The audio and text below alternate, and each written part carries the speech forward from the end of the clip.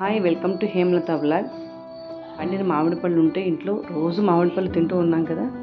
ఈరోజు ఇలా చేసుకుందామని చెప్పేసి నాతో పాలమీగడ చాలా ఉంటే క్రీమ్ చేసేసాను. పాలమీగడతో నేను పాలమీగడ, మామిడికాయ ముక్కలు, పండిన మామిడి పళ్ళ ముక్కలు, షుగరు, పాలు వేసి మిక్సీ పట్టేసుకున్నాను.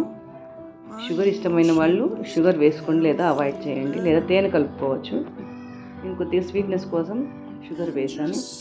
పాల మీగడతో నేను క్రీమ్ తయారు చేసుకున్నానండి. ఇంట్లోదే వేస్తే చాలా టేస్టీగా ఉంటుంది.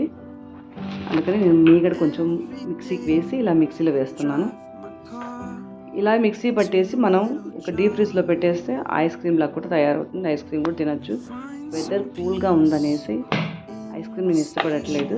సో ఇలా మిక్సీ పట్టేసి మనం ఒక గిన్నెలో వేసుకొని మనం తింటూ తినేయచ్చు సలాడ్ లాగా. చాలా అంటే చాలా టేస్టీగా ఉంది.